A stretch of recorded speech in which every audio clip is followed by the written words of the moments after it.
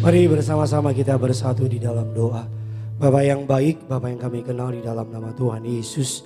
Betapa hati kami limpah dengan ucapan syukur. Kami berterima kasih. Kami akan masuk kepada hari Natal seminggu ke depan. Dan kami akan meninggalkan tahun 2023. Kalau kami melihat ke belakang, semua karena anugerah-Mu, semua karena kebaikan-Mu Tuhan. Kami beriman masuk tahun yang baru. Tuhan akan memberkati kami dengan segala kebaikan. Kami akan melihat tangan Tuhan yang kuat menopang hidup kami. Kami mengucap syukur untuk pemakaian-Mu atas tim pujian penyembahan. Pakai juga hamba-Mu pada sore menjelang malam hari ini untuk boleh menjadi saluran berkat. Urapi dia, urapi pita suaranya, urapi kekuatannya Tuhan. Agar ketika dia menyampaikan firman, jemaat-Mu yang hadir baik online ataupun onsite, setiap mereka pulang diberkati Tuhan. Kami undang kuasa Roh Kudus untuk bekerja, berbicara di tengah-tengah kami.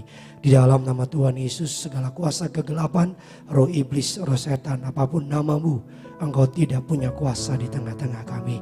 Dalam nama Tuhan Yesus, darah Yesus, tutup bungkus kami sempurna. Sama-sama kita yang siap diberkati firman Tuhan, Tiberias Gading Nias, sama-sama kita katakan amin. Kita berikan kemuliaan, tepuk tangan bagi Tuhan kita. Silakan duduk kembali saudara. Terpujilah nama Tuhan yang telah mengumpulkan saudara dan saya pada siang menjelang sore hari ini. Terimalah salam dari mimbar ini. Shalom Tiberias. Masih belum semuanya, lebih kompak, lebih semangat lagi. Lantai 4, lantai 3, lantai 2. Shalom Tiberias. Apa kabar semuanya saudara? Tuhan Yesus itu baik, amin. Saya belum melihat tangan-tangan yang bangga punya Tuhan Yesus, haleluya. Kalau saudara enggak keberatan, boleh kasih salam kiri kanan saudara. Katakan kamu ganteng atau cantik hari ini. Ayo bilang saudara. Yuk saudara yuk. Yang masuk surga adalah yang mendengar dan melakukan firman Tuhan. Puji Tuhan. Mohon maaf suara saya serak-serak banjir saudara. Kemarin baru pergi pelayanan ditugaskan oleh gereja Tiberias Medan dan Tiberias Bandung. Di Medan bersama dengan pendeta Aristo. Bangku yang disiapkan 4.000 saudara. Tapi yang hadir 10.000 orang saudara. Yuk kasih kemuliaan dulu buat Tuhan kita. Jadinya ibadahnya 2 sesi saudara. Jemaat Medan itu lucu, dia maju minta doain. Belum doa saya selesai langsung Pak Pendeta boleh minta foto enggak katanya saudara ya. Jadi ternyata dia sebenarnya pengen minta foto tapi dibungkus dengan minta doa. Dan kemarin ditugaskan oleh gereja KKR di Tiberias Bandung. Bangku yang disiapkan kurang lebih 4.000 tapi yang hadir saudara hampir 6.000 orang saudara. Kasih tepuk tangan dulu bagi Tuhan kita. Kita percaya Natal GBK sangat luar biasa sehingga dimanapun di cabang-cabang daerah doakan tanggal 20 nanti di Surabaya dan Senin besok di Manado. Pasti lautan manusia. Ada orang WA saya bilang Pak Pendeta Natal GBK bisa nggak dibikin sebulan sekali ya. Saya bilang bisa apa? Bisa gila saya bilang saudara ya. Sebulan sekali edan saudara. Ada juga jemaat yang baru datang kemarin dia bilang aduh enak ya Natal GBK ini tiap minggu ya. Edan tiap minggu ya. Sakit kuning kita semua saudara. Di sini siapa yang bangga berjemaat di gereja Tiberias? Haleluya. Haleluya. Colek kiri kanan saudara katakan nanti kita ketemu di surga ya. Bilang saudara. Bilang sama yang baru ngomong tapi bukan hari ini bilang saudara. Nanti repot kalau hari ini kita ketemu. Nah kita akan belajar hari ini tema khotbah yang Tuhan taruh di hati adalah You, Me and the Christmas Tree. Kamu, saya dan pohon Natal. Memang pohon Natal tidak ada di Alkitab. Saudara boleh cari dari PL sampai ke PB nggak ada di Alkitab. Tetapi there is reason why kenapa setiap kali orang Kristen merayakan Natal pasti ada pohon. Pasti ada pohon Natal. Secara sederhana saja, secara sejarah, pohon Natal mengapa diambil atau diadapsi oleh orang Kristen menjadi pohon yang mewakili Natal. Karena yang pertama, pohon Natal adalah pohon yang hidup in any season. Dalam musim apapun, panas, musim salju, bahkan di tengah badai sekalipun, pohon cemara tetap bertahan. Itu menjadi gambaran bahwa orang Kristen, orang percaya, apapun musim kehidupan saudara, kita bukan saja dapat bertahan, tapi kita keluar sebagai pemenang di tengah masa sukar. Kasih tepuk tangan buat Tuhan kita. Mengapa pohon Natal menjadi gambaran dari Natal, pohon cemara? Karena pohon Natal daunnya tetap hijau. Apapun yang terjadi, itu menjadi gambaran dari firman Allah yang daunnya tetap hijau sekalipun di musim kemarau, di musim kering. Dan pohon Natal beberapa teolog bilang adalah the picture, gambaran dari pengorbanan Yesus. Makanya pohonnya tadinya nggak digambarin saudara, tapi menjadi indah dan di bawahnya ada kado. Apa maksudnya? Setiap kali orang percaya yang datang kepada salib Kristus, mereka bisa mendapat berkat yang luar biasa. Nah hari ini kita akan belajar, mau tepuk tangan boleh saudara yuk. Wah, ini dari semangat tepuk tangannya udah turun THR itu ya. Udah cair barang itu saudara ya. Apa? Udah habis.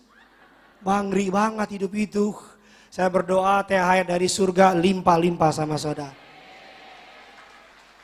Kalau duit aja, amin. Nah kita akan belajar apa persamaan antara pohon Natal dan orang percaya. Memang ini judulnya, tapi pembahasannya akan biblical banget berdasarkan Alkitab. Saudara siap diberkati? Coba lambaikan tangan saudara dong, siap diberkati. Haleluya, kasih tepuk tangan buat Tuhan kita. Yang pertama, persamaan antara pohon Natal dan saudara dan saya adalah we are picked. Kita dipilih. Sama-sama bilang sama saya dipilih. You are not by accident. Saudara bukan karena kecelakaan. Saudara bukan karena the Big Bang Theory. Ada ledakan di alam semesta and there you go. Jadi yang namanya bumi. No. Saudara bukan berasal dari yang namanya monyet jadi manusia. No. Saudara diciptakan karena Tuhan memilih untuk menciptakan saudara. Katakan amin. Kita lihat firman-Nya Yeremia 1 ayatnya yang kelima. Yeremia 1 ayatnya yang kelima. Yuk sama-sama kita baca 3, 2, ya. Sebelum aku telah dan sebelum engkau keluar, aku telah menjadi nabi bagi apa? Sebelum Yeremia ada, Tuhan sudah mengenal dia, kata Alkitab. Sebelum Nabi Yeremia ditetapkan, Tuhan sudah pilih dia. Dia chosen by God, dipilih oleh Tuhan. Saudara dan saya juga dipilih oleh Tuhan. Kita diciptakan bukan not by accident. Walaupun mungkin prosesnya kelihatannya kecelakaan. Tapi no, saudara diciptakan karena Tuhan yang pilih saudara. Katakan amin. Mazmur 139 ayat 13-14 mengatakan dengan sangat indah. Yuk sama-sama kita baca 3, 2 ya. Sebab menenun aku dalam ayatnya yang ke-14. Aku oleh karena kejadianku dahsyat dan ajaib apa yang kau buat. Dan ayatnya yang ke-16, yuk kasih keras suaramu. Matamu melihat dan dalam kitabmu semuanya tertulis sebelum ada satu pun dari, sama-sama bilang sama saya bukan karena kecelakaan. Saya bukan karena tidak diprogram. Tapi saya dipilih oleh yang punya surga.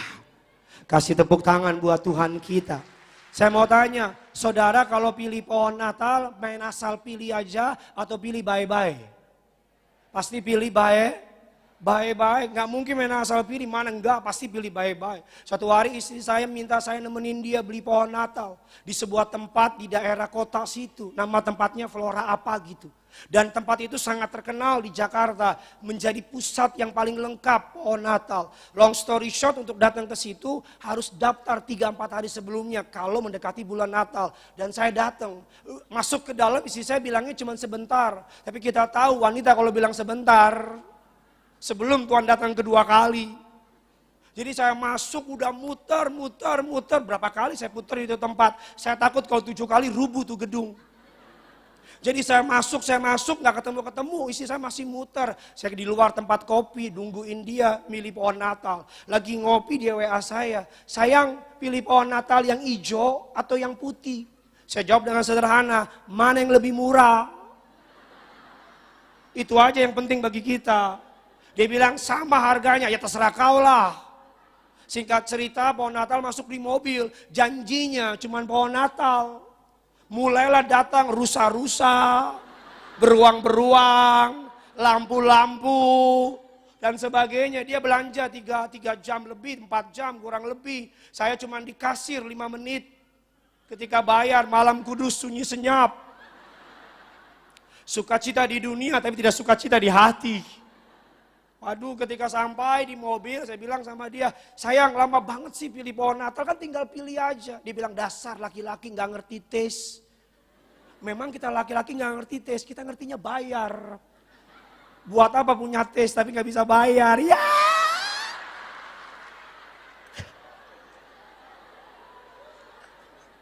Ada wanita, betul. Iya. Saya bilang, sayang lama banget sih pilih pohon Natal sih. Dia bilang, sayang kamu tuh gak tahu. Aku tuh udah mikirin gak semua pohon Natal cocok di rumah kita. Aku udah mikirin pohon Natal taruh di ruang tamu kita. Kebetulan ruang tamu kita 5 kilometer gedenya. Orang kaya. Aku udah pilih pohon Natal, aku udah begini, aku udah mikirin dandaninnya, aku udah tahu, udah mikir taruh di mana dan sebagainya. Ketika dia ngomong itu, muncullah khotbah hari ini. Kita aja pilih pohon Natal udah mikir taruh di mana, gimana dandaninnya, mau model apa dan sebagainya. Itu hal yang sederhana. Emang saudara pikir ketika Tuhan memutuskan untuk saudara ada di dunia, memang saudara pikir Tuhan gak mikirin? Tuhan sudah mikirin saudara mau taruh di mana, saudara mau dipakai dalam model apa, dan saudara mau diperlengkapi dalam hal apa. Saudara dan saya ada di bumi not by accident. Saudara dan saya ada di bumi karena Tuhan pilih untuk saudara ada di bumi. Yang percaya boleh bilang amin. Amin. Sederhananya begini aja, dalam ilmu biologis pria dewasa ketika melakukan hubungan suami istri akan menghasilkan sel sperma. Berapa orang bilang jutaan, ada yang 3 juta, ada yang 5 juta tergantung dari vitalitas laki-laki tersebut. Dari 3 atau 5 juta sel sperma yang masuk ke dalam sel induk wanita, yang jadi bayi berapa? Kalau 3 juta jadi bayi, lewat itu perempuan. Yang jadi berapa? 1 dari jutaan orang itu, saudara yang jadi. Kenapa enggak sel yang lain? Because you are chosen. Kamu dipilih. Mungkin hari ini kelihatannya enggak ada yang pilih. Tapi have a faith, punya iman. Tuhan pilih kamu. Saya boleh cerita enggak masa kecil saya? Enggak, kalau enggak boleh bodo amat sih. Namanya gue khotbah. Ngapain nanya Pak Pendeta? Ya iseng aja. Saya itu anak ke-8 dari 8 bersaudara, seharusnya. Tapi meninggal 2, jadi saya anak ke-6. Saya lahir itu di anak ke-6, sebenarnya gak direncanain. Karena mama saya sudah pakai pengaman. Jadi mikirnya gak akan punya anak lagi. Ibu-ibu zaman dulu hebat ya, 8 anak lahir normal semua, hebat. Kok ibu gak yakin gitu sih Bu? Ya ibu-ibu zaman dulu hebat, zaman sekarang juga hebat, ibu-ibu zaman sekarang juga hebat. Hebat belanjanya, mantap. Saya anak yang gak di-plan. Jadi ketika istri saya, masa istri saya ngandungin saya. Ketika mama saya ngandung, beberapa orang bilang, aduh udah deh, udah terlalu banyak. Bayangin laki-laki 4 di rumah, itu cocok bikin perusahaan security. Jadi orang bilang udah digugurin aja. Mama saya bilang enggak, jangan digugurin. Ini dari Tuhan. Dan siapalah itu tuh. Ini dari Tuhan kata mama saya. Dan puji Tuhan, jadi ketika saya lahir, namboru saya, tulang belulang dan sebagainya. Itu suka godain saya, suka ngomong begini, kamu kan kecelakaan. Kamu kan gak disengaja lahirnya, kamu tuh harusnya gak ada dan sebagainya. Saya sempat bete, memang jahat moncongnya itu memang. Tapi saya tahu apa? Bahwa yang tadinya kecelakaan justru anak paling kecil produk paling bagus.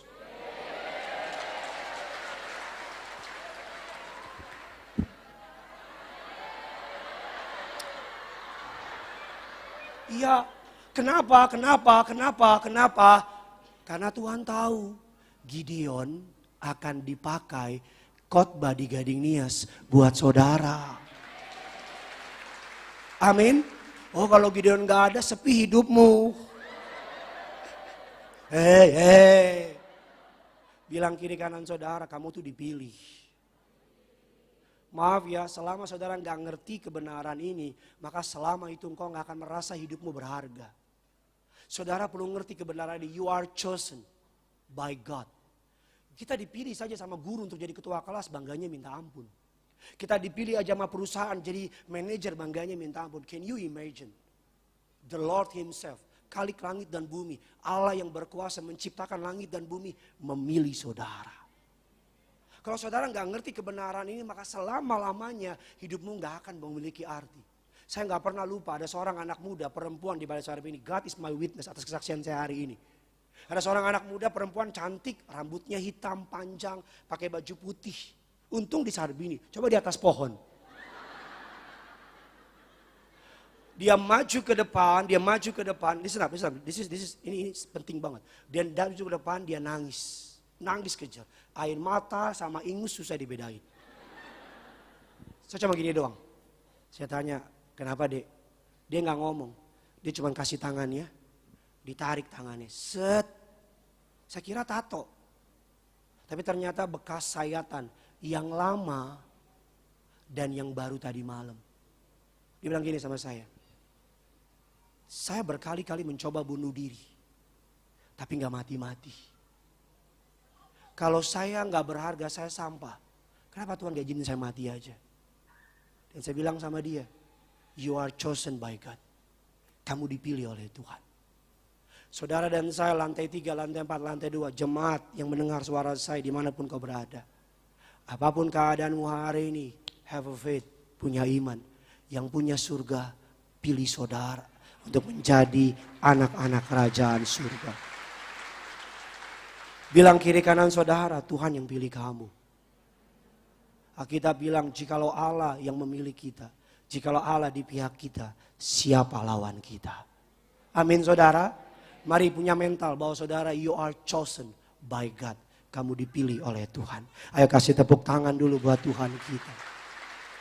Yang kedua, kebenaran apa? Apa kesamaan kita dengan pohon Natal? Yang pertama, we are picked, kita dipilih. Dan yang kedua, apa kesamaan kita dengan pohon Natal? Yang kedua adalah we are purchased, kita dibayar. Kita dibayar. Saudara bisa bayangin gak kalau istri saya pilih pohon Natal yang cukup gede dengan segala ornamennya. Dan kami gak kekasih dan kami langsung masuk ke mobil. Apa yang terjadi sama saya? Dibakar, iya saya. Yang saya lakukan apa? Yang saya pilih, saya bayar. Betul apa tidak? Segentleman itu Tuhan sama saudara dan saya. Dia choose you, dia pilih kamu, dan dia bayar harganya kamu. Bahkan harga yang dibayar untuk saudara dan saya jauh lebih mahal dari harga seharusnya. Amin. Kita nggak mungkin bilang sama pohon Natal, aku pilih kamu, kamu bayar sendiri dong diri kamu. No, tapi dia yang pilih kita, dia yang bayar kita. Dia tahu kita nggak semarak, dia tahu kita nggak berharga, dia tahu kita rebel, dia tahu kita pemberontak, dia tahu bahwa kita akan melawan dia. Dia tahu ada momen dalam hidup kita nggak akan percaya sama jalan-jalannya. Tapi dia tetap memutuskan untuk memilih engkau. Dan dia membayar harganya penuh untuk saudara dan saya jadi miliknya. Amin. Mari kita lihat dasar firman Allah. 1 Korintus mengatakan demikian. 1 Korintus 6 ayatnya yang ke-20. Yuk sama-sama kita baca. 3, 2, ya. Sebab karena itu apa? Muliakanlah Allah dengan, sama-sama bilang sama saya telah dibeli. Sama-sama bilang sama saya, harganya telah lunas. Saudara percaya dosamu sudah diampuni? Saudara percaya dosamu sudah diampuni? Saudara percaya dosamu sudah diampuni? Lalu kenapa kalau engkau doa masih takut? Lalu kenapa kalau engkau menyembah masih takut? Kenapa? Saya izin ngulang perumpamaan ini. Saudara yang sudah dengar, kiranya ini bisa merefresh saudara. Saudara yang belum dengar, kiranya memberkati saudara. Tiba-tiba all of sudden Roh Kudus ingetin di hati saya. Iblis yang punya dunia ketika manusia jatuh dalam dosa, yang ngerti bilang amin. Iblis yang punya dunia dan seluruh manusia berada di bawah kekuasaannya dia. Gambaran saja seperti kita berada di panti asuhan dan kepala panti asuhannya iblis. Dan Allah Bapa datang kepada kepala panti asuhan itu. Dan Allah Bapa pilih kita. Allah Bapa bilang, aku mau anak itu. Dan iblis bilang sama Allah Bapa, are you sure?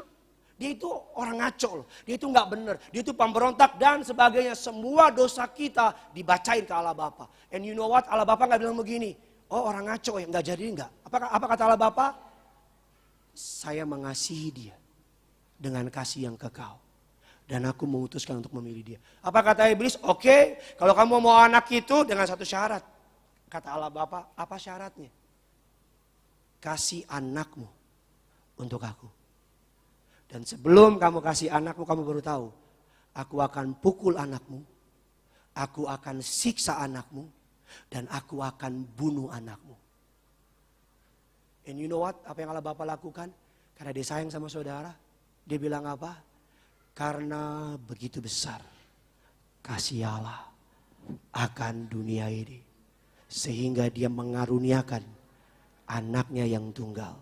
Agar barang siapa yang percaya kepadanya, melainkan dan Yesus diberikan agar saudara dan saya jadi kepunyaannya.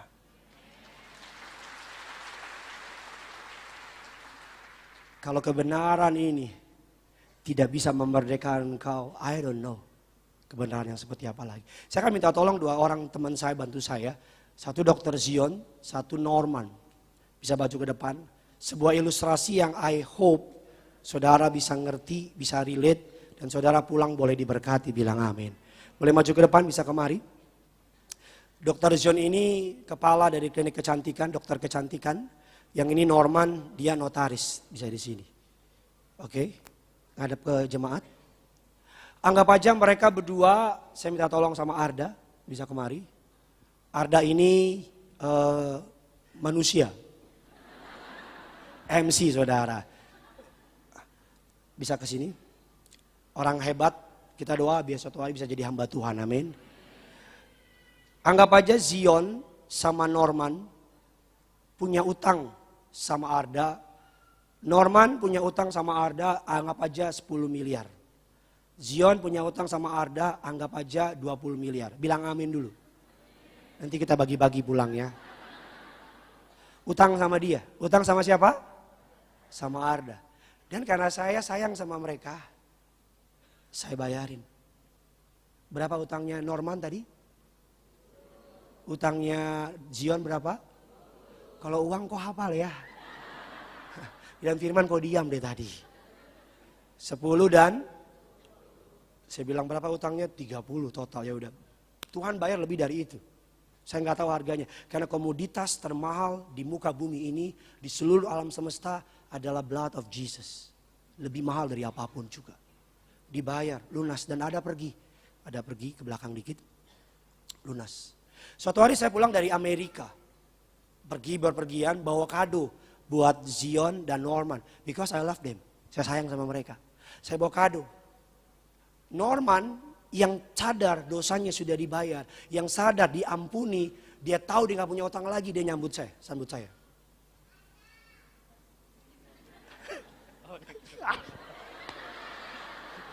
Dia sambut saya, utangnya udah dibayar. Tapi Zion yang utangnya 20, dia masih mikir, masa sih utang saya dibayar? Masa sih saya diampunin? Saya kan bajingan, segala macam, apalagi iblis bermain sama dia. Jadi ketika saya datang, Zion masih ngerasa terdakwa. Dia ngumpet dari saya, ngumpet. Masih kelihatan dong. Di situ, di belakang situ ngumpet. Masih kelihatan badan mulapet ya sini. Dia ngumpet. Terus saya cari. Zion, where are you? Saudara ingat gak? Ini kejadian di Alkitab, di dalam kisah apa? Adam dan ketika manusia jatuh dalam dosa, Adam dan Hawa bersembunyi dari Allah. Allah tahu nggak di mana mereka? Lu saya aja tahu di mana lapet ini, saya tahu di sini deh. Di situ koyo lontong ya, saya tahu dia. Kenapa Allah tanya? Bukan karena Allah nggak tahu. Tapi Allah mau mereka merespon. Ini iman saya ya.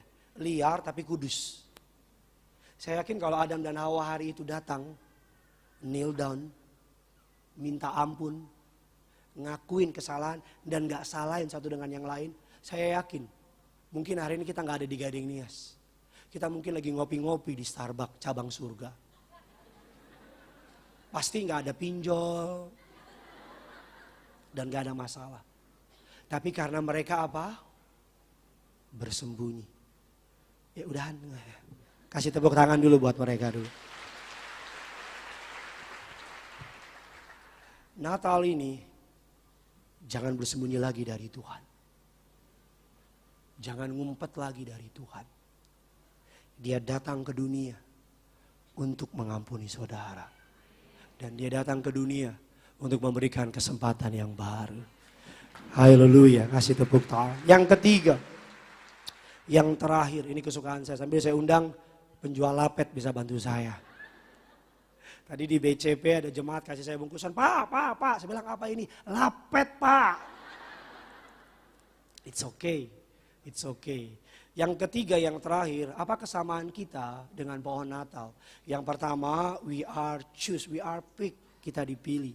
Yang kedua, kita dibayar. Dan yang ketiga, apa persamaan kita dengan pohon Natal? Yang ketiga adalah we are pruned, kita dipangkas. Pohon Natal yang ini mah gak perlu dipangkas, karena dari plastik. Tapi pohon cemara semua perlu dipangkas. Banyak orang Kristen, saudara bisa lihat saya ke depan. This one is gold. Saya dapat rema ini 3-4 hari yang lalu. Dalam musim hidup orang percaya ada 3 musim. Walaupun ada banyak musim yang lain. Tapi 3 musim ini, yang pertama musimnya yang disebut dengan namanya tes. Musim ujian. Yang kedua ada yang namanya musim attack, diserang. Dan yang ketiga ada yang namanya musim prune, dipangkas. Setiap musim ini responnya harus beda. Kalau musim diuji, respon kita harus setia. Sama-sama bilang sama saya, setia. Karena Alkitab bilang ketika kita diuji melewati tekanan itu akan menghasilkan ketekunan. Ketekunan akan menghasilkan buah yang matang dan buah itu tidak pernah mengecewakan. Katakan amin. Kalau yang kedua ketika saudara di-attack, bagaimana respon kita as a believer? Yang kedua adalah dengan apa? Sebagai orang percaya kalau kita diserang, fight back. Roh yang ada dalam diri saudara jauh lebih besar, katakan amin. Tapi banyak orang Kristen gak ngerti ketika musim yang ketiga, musim dipangkas, diprun oleh Allah, dipangkas. Mereka meresponi dengan marah-marah. Mari kita lihat dasar firman Allah. Yohanes 15 ayat 1 dan 2. Saudara diberkati, amin. Yuk sama-sama kita baca ayat yang pertama. 3, 2, ya. Akulah. Ayatnya yang kedua, kasih keras suaramu. Setiap dipotongnya dan setiap ranting yang apa? Yang apa? Berbuah dibersihkannya supaya ia lebih banyak apa? Jadi pohon yang rantingnya berbuah, kata Alkitab, dibersihkannya supaya dia lebih banyak apa? Berbuah. Kalau saya boleh cerita sama saudara, musim ini bagi saya dan istri dan keluarga adalah musim Tuhan sedang prune us, pangkas kita. Enak gak? Sakit. Berat gak? Iya. Tapi saya tahu, kalau saudara sedang dalam musim dipangkas oleh Allah, jangan marah. Karena kabar baiknya, saudara berbuah. Tampilkan ayatnya. Setiap mereka yang berbuah, dibersihkannya.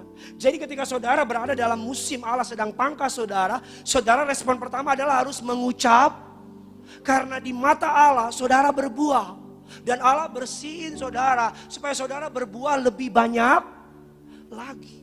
Saya it's okay, walaupun gak enak, gak nyaman, tapi biarin Tuhan pangkas kita.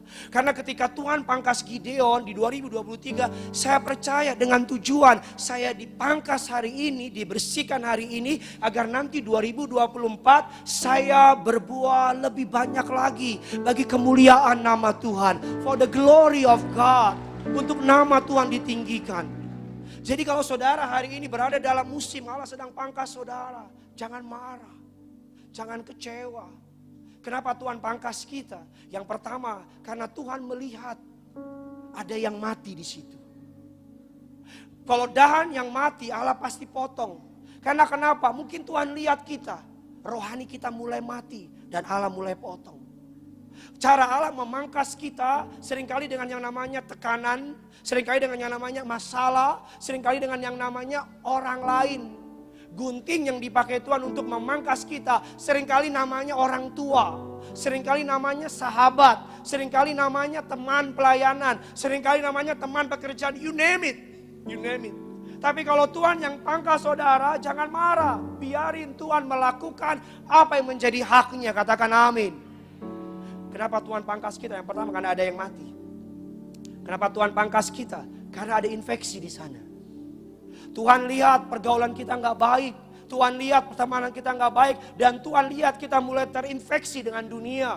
Apa yang Tuhan lakukan? Tuhan potong. Makanya Tuhan pisahin saudara dari pergaulan yang nggak baik. Makanya temanmu dibikin sama Tuhan smaller and smaller. Pergaulanmu mulai. Makanya Tuhan pisahin saudara. Kok orang lain gak punya masalah? Biarin. Karena orang itu gak dipangkas. Saudara yang dipangkas. Yang ketiga, yang terakhir, kenapa Tuhan pangkas kita? Kabar baiknya.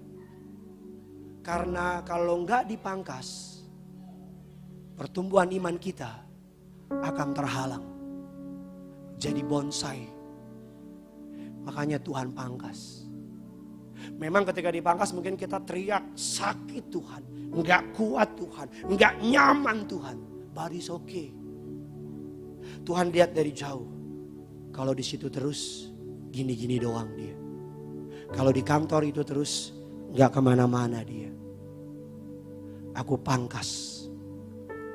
Mungkin nama pangkasnya pemecatan. Mungkin nama pangkasnya di PHK. Mungkin nama pangkasnya difitnah. Mungkin nama pangkasnya ditekan tanpa alasan. But it's okay. Roma 8:28. Allah turut bekerja dalam segala sesuatu untuk mendatangkan kebaikan. Amin. Saya berdoa agar bukan hanya saya yang dipangkas, tapi seluruh jemaat Tuhan lantai 3, lantai 4, lantai 2 yang menyaksikan suara saya hari ini, mendengar suara saya. Saudara dan saya dipangkas tahun ini. Agar 2024 kita bertumbuh lebat bagi kemuliaan nama Tuhan. Tepuk tangan di atas kepalamu. Lebih dahsyat lagi bagi Tuhan kita. Haleluya. Sama-sama kita bangkit berdiri, kita datang sama Tuhan. Berapa yang banyak diberkati firman Tuhan bisa lambaikan tangan saudara. Haleluya. Taruh tangan kirimu di dada. Angkat tangan kananmu di hadapan Tuhan. Sama-sama kita angkat lagu ini di hadapan Tuhan. Haleluya. Bapa kau mendengar seruan hatiku,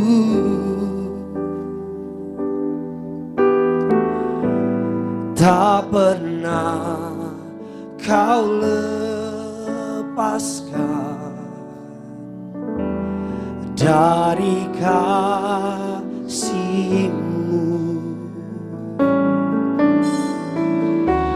Lewat lembah gelap, Kau temani aku.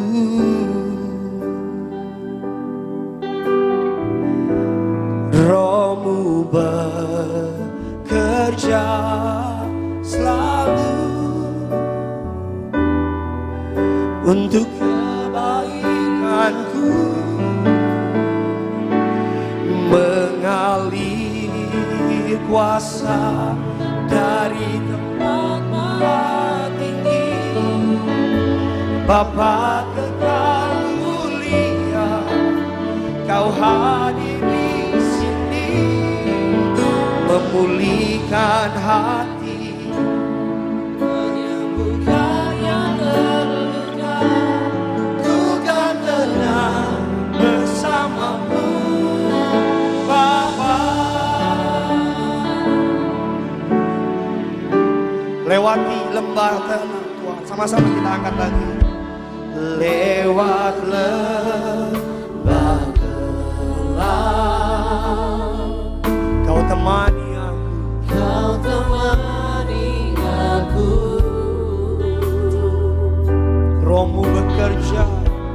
Rohmu bekerja selalu untuk kebaikanku, untuk kebaikanku. Mari bersama-sama gereja Tuhan. Mengalir kuasa dari tempat maha tinggi, Bapa kekal mulia, Kau hadir di sini, memulihkan hati, menyembuhkan yang terluka. Ku kan tenang bersamamu, Bapa. Katakan mengalir kuasa dari tempat maha tinggi, Bapa kekal mulia, Kau hadir di sini, memulihkan hati, menyembuhkan yang terluka. Ku kan tenang bersamamu, Bapa. Mari biar jemaat Tuhan sambil angkat. Mengalir kuasa, Bapa kekal mulia, Kau hadir di sini, memulihkan hati,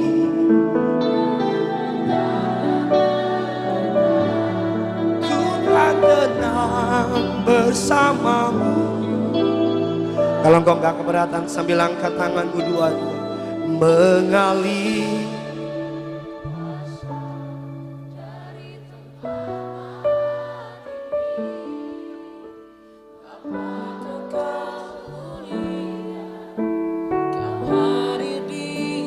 Memulihkan setiap, memulihkan hati, menyembuhkan